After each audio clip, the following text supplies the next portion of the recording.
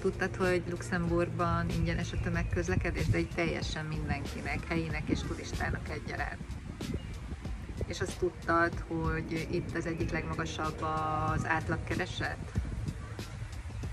No és a Müller-Thali kis Svájcról hallottál? Ha nem, akkor lehet, hogy tudok neked pár érdekes dolgot mondani. Luxemburg egy aprócska kis ország. Természetesen előtte is tudtam, hogy mini államról beszélünk, de amikor ide érkeztem, akkor lepődtem csak meg igazán. Kezdve ott, hogy amikor megkérdeztem az első napokban a vendéglátóimat, hogy ugyan már mondjanak pár tippet, hova érdemes nekem ellátogatnom, kirándulni, olyan 50 kilométeres körzeten belül. Erre nagy nevetés lett a válasz, néztek furcsán, és azt mondták, hogy talán át akarom lépni a határt. Hosszúságában 81 kilométer, szélességében pedig 58, ha jól emlékszem. Ami azt jelenti, hogy Zala megye 2/3 körülbelül, ahogy utána néztem, de lehet, hogy egy kicsit tévedek. A lényeg az, hogy tényleg egy kis mini országról beszélünk, viszont gyönyörű. Imádom. Amikor csak tehetem, kiruccanok. Gyönyörű helyek vannak, olyan kiránduló helyek, amikről a következő részben fogok jobban mesélni. A főváros, amit itt a helyiek csak City-nek neveznek, szintén rengeteg meglepetést tartogat, az óvárostól kezdve a Chilly-Willy részig. Ugye ott van Kirchberg, ami nem csak az uniós intézményeket foglalja magába, hanem elképesztő, hogy milyen üzleti negyed és bankok és nemzetközi fellegvárak vannak. Már hogy üzleti tekintetben.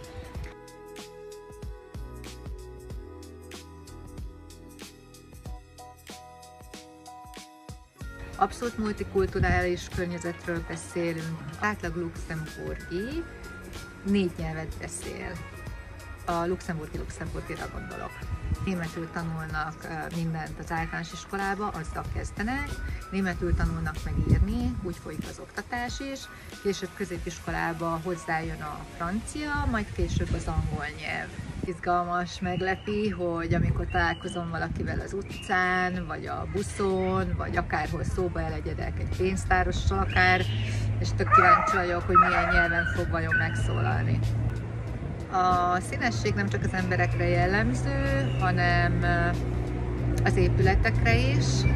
Az első nagyon kellemes meglepetések között volt számomra az, hogy nem egyenházak vannak, hanem itt mindenféle anyagból, korból, forma, szín, rengetegféle van, és egyik sem rombolja a településképet, hanem inkább egy kicsit otthonosságérzetet ad nekem. Nem káosz egyáltalán, hanem olyan kis kellemes harmónia sokszínűségben. Nagyon szeretik a faanyagot használni házaknál, ezt megfigyeltem. Nem is a régebbi házaknál, hanem az újaknál. Ami izgalmas még, az a cigi és a benzin. Cigaretta esetében az összes környező országból ide járnak, ezért meg is van a napi limit, hogy itt az országban egy ember hány száz cigarettát vásárolhat. A Marlboro például a duplájában kerül az egyik szomszédos országban, most nem jegyeztem meg, hogy melyikben, viszont a másik kettő meg 30-50%-kal drágább, tehát nagyon megéri nekik ide bejönni. A benzinnel ugyanez a helyzet, de nem 30-50 meg 100% a különbség, de az a 15-20 is szerintem eléggé nagy motivációt ad arra, hogy átjöjjenek a környező országokból. Mivel nekem nem sok költenivalóm van, és bioélelmiszereket fogyasztok, ezért ritkán járok szupermarketbe, de természetesen azért már megfordultam, és miattatok direkt levideóztam egy-két sort. Én úgy látom, hogy nagyon hasonlatosak a magyar árakhoz. Természetesen ilyen kisebb különbségek vannak, van ami olcsóbb, van ami drágább, de csak egy picike szerintem a differencia. A szolgáltatások tekintetében viszont azt gondolom, hogy pirítésre méltó. Az, ami itt van, még magyarországi pénztárcához mérten is nagyon kellemes árak vannak. Mire gondolok? Például úszoda belépő. Eljártam úszni, 4 euró a belépő, illetve 4,50 a Nemzeti Sportuszodába az 50 méteres medencével, azért az elég jó. Mondjuk cserébe ott van a káosz, mert hogy mint hogyha Kairóba autóval közlekednék, annyi ember van, hogy tényleg itt szlalomozunk, úgyhogy találtam is egy másikat, egy kevésbé felkapott környéken, ott is 4 euró a belépő. Igaz, ott 2 órára, azt hiszem. Tegnap előtt ültem be egy kávézóba, akkor várost látogattam, és 3 euróért ittam a láttét. Szerintem ez is elég jó. Főleg luxemburgi fizetéssel, mert hogy itt a fizetések közegekben vannak. Ami a legmeglepőbb az, hogy a pedagógusok mérnöki fizetéssel bírnak. A szakképzetlen munkaerő minimálbére 2700 euró körül van, a szakképzetté 3001-3200 euró, pincérek is 3000 fölött keresnek, ez itt nem egy jó fizetésnek számít, tehát itt ami jó szerintem az a 6-8 euró, ezek mondjuk bruttó árak, amiket én mondtam, cserébe viszont a lakáspiac, hát az olyan lakáskrízis van, ami szerintem Európában egyedülálló olyan szempontból, hogy mivel itt nagyon magasak a fizetések, ezért Franciaországból, Németországból, Belgiumból ide járnak dolgozni. Lakásárakat olyan szinten felsrófolták emiatt, hogy akik 8-10 ezer eurót keresnek, azok nyilván ki tudják fizetni a 2000 eurós albérletárat is, mert hogy itt 1500-2000 eurótól kezdik a lakás. Lehet, hogy egy szobát már 1000-1200 is ki tud valaki venni, és a fiatalok, akikkel beszéltem, azt mondták, hogy esélyük nincs lakást venni, még hogyha csak 10-20%-ot is kérnek a bankok önerőnek, megvan az, hogy mennyi a visszafizetése havonta, és ez lehetetlenség kigazdálkodni, vagy összegyűjteni a saját önrészt is, mondjuk egy 3000-es fizetésből, vagy egy 3005-ösből, amikor mondjuk egy ingatlan ára ilyen 1 millió körül van. Lehet, hogy már 800-ért vagy 600-ért is tud venni, de hát lehetetlenség neki 80-100 ezer eurókat összegyűjteni.